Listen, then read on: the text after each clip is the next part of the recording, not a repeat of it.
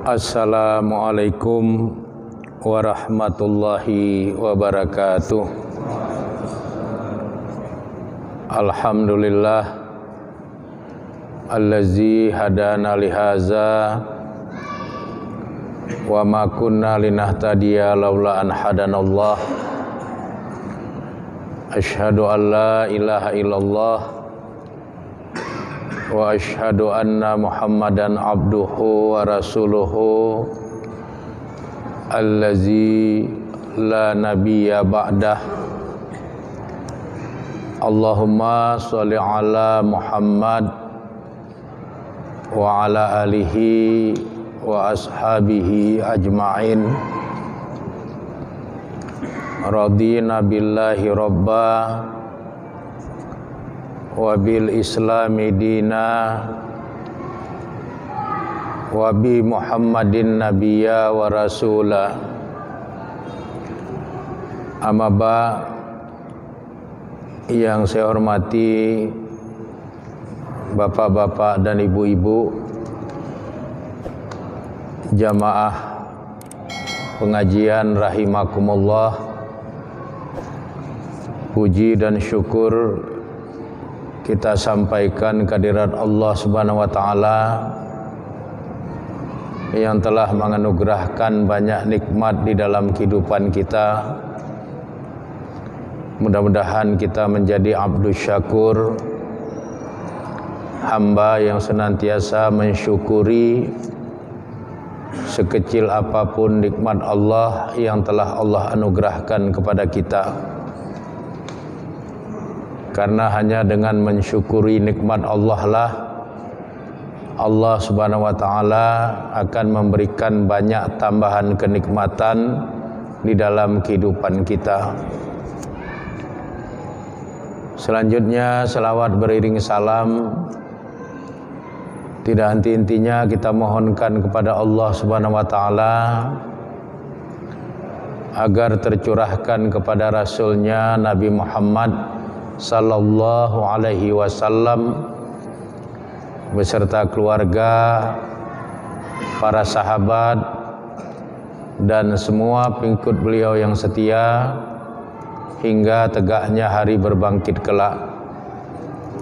Demikian juga untuk seluruh para tabi'in, tabi'in, atba' tabi'in, ulama-ulama mu'tabar dari kalangan mutaqaddimin dan juga ulama-ulama mu'tabar dari kalangan mutaakhirin ila yaumiddin.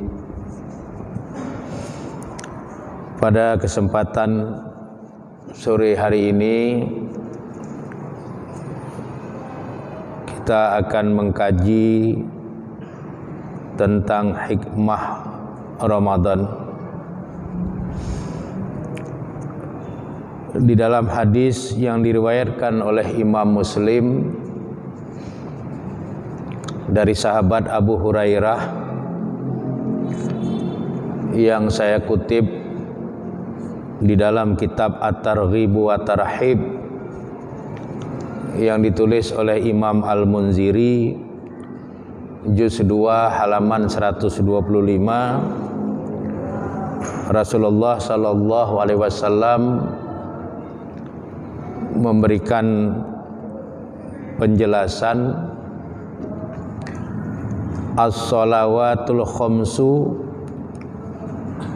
wal jumu'atu ilal jumu'ati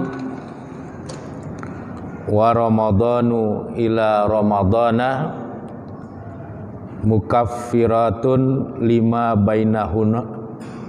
bainahunna izaj tunibatil kabair.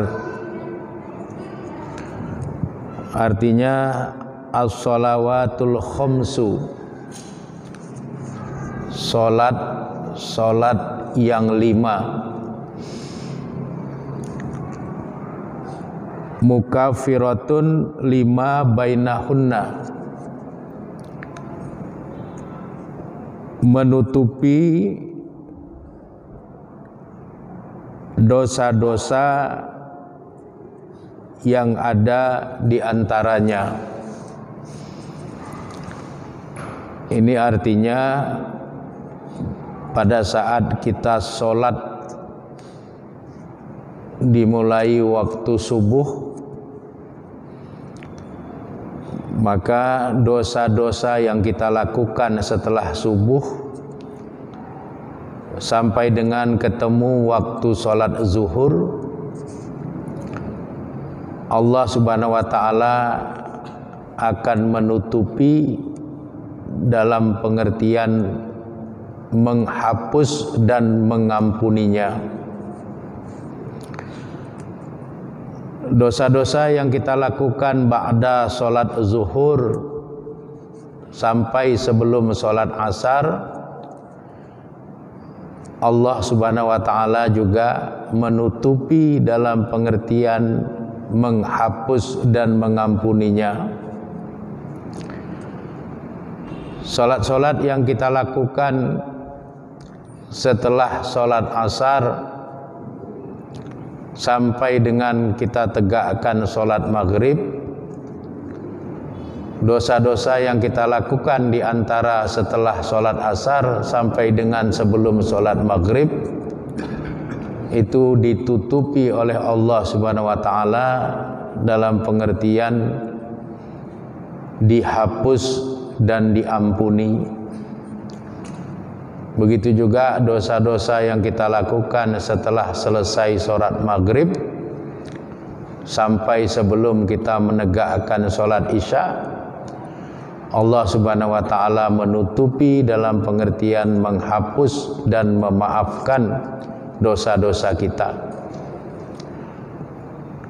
Dosa-dosa yang kita lakukan setelah selesai sholat isya sampai dengan sebelum masuknya waktu subuh akan diampuni oleh Allah Subhanahu wa Ta'ala pada saat kita menegakkan sholat subuh.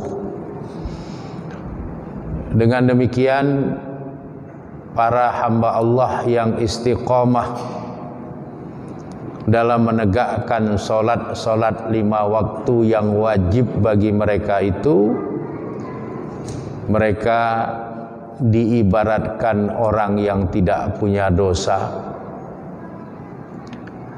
Oleh karenanya, berbahagialah kita apabila kita menjadi bahagian dari salah seorang hamba Allah yang konsisten istiqomah dengan sholat 5 waktu yang telah diwajibkan kepada kita.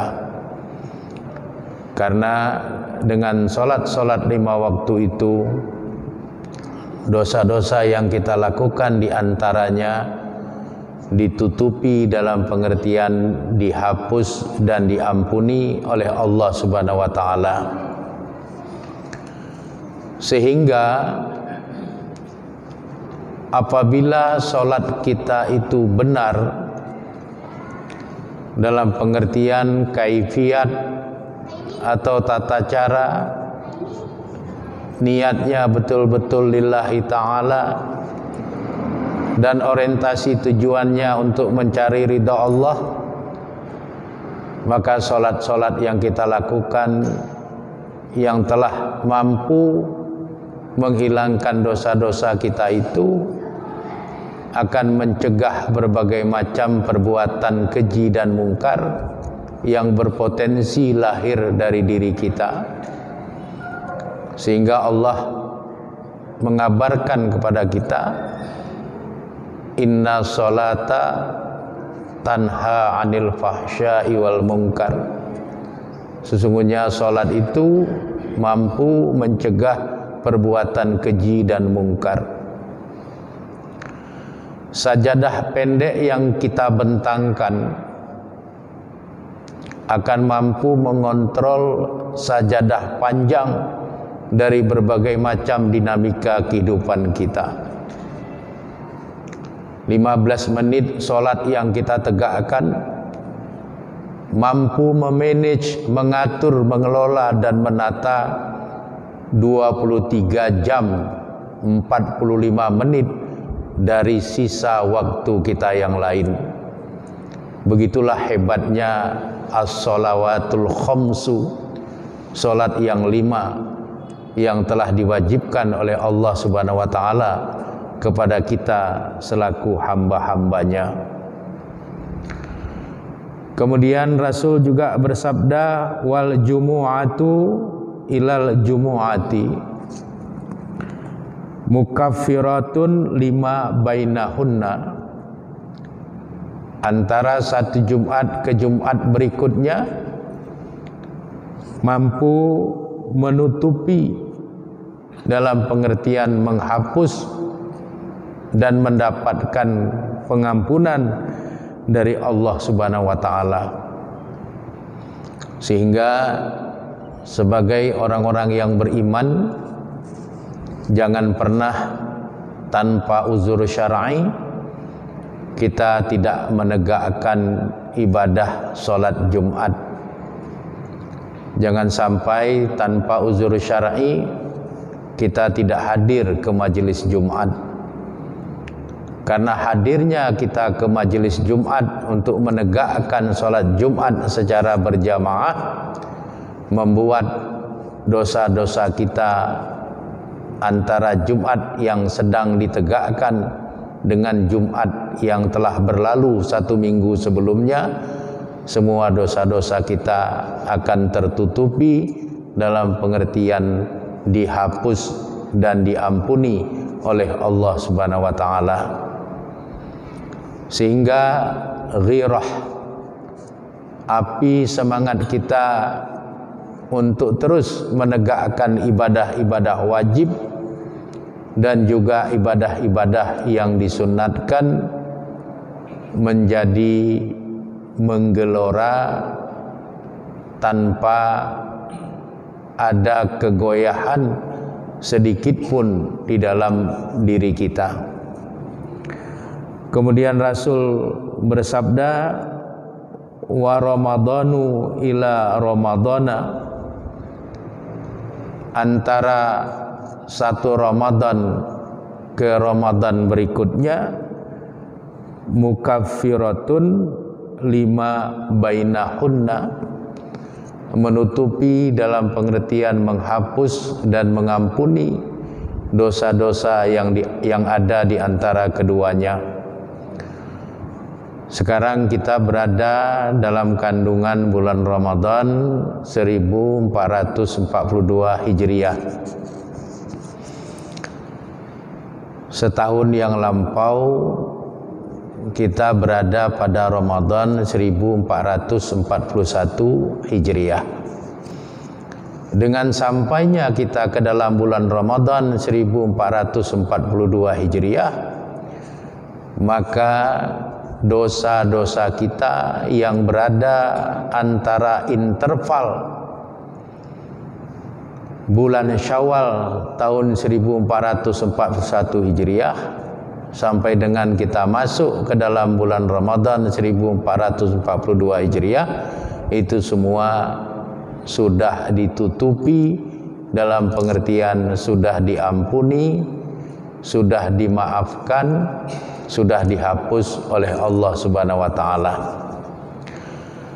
Kesemuanya itu berlaku izat tunibatil kabair, jika atau apabila para hamba dijauhi dari melakukan dosa-dosa besar.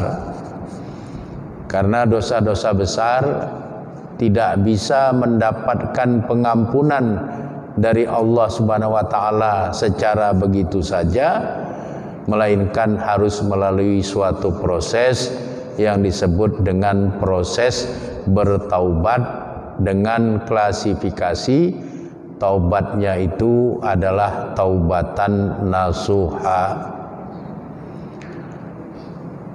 Ini hikmah hadirnya Ramadan bagi kita. Dosa-dosa kita setahun yang lampau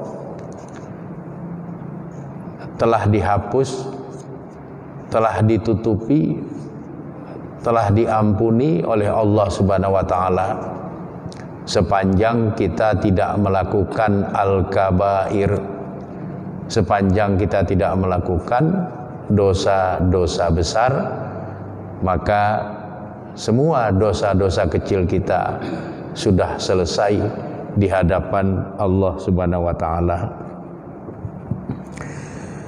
Bapak dan ibu-ibu serta jamaah pengajian rahimakumullah, Imam Ibnu Khuzaimah melalui hadis dari sahabat Abu Hurairah sebagaimana yang termaktub di dalam kitab Al-Fathul Jadid jilid 1 halaman 209, Rasul sallallahu alaihi wasallam memberikan penjelasan, syahrul Ramadan,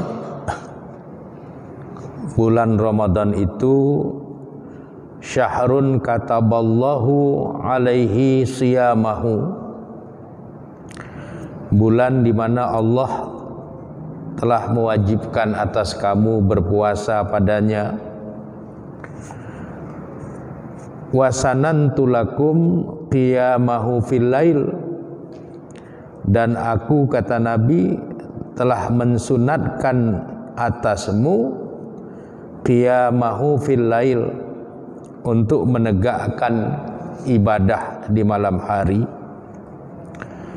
Faman shamahu wa qamahu, maka siapapun yang menjalankan ibadah puasa dan menegakkan ibadah-ibadah sunat di malam harinya, imanan wa ihtisaban, karena iman dan mengharap ridha Allah Subhanahu wa taala, kharaja min zunubihi,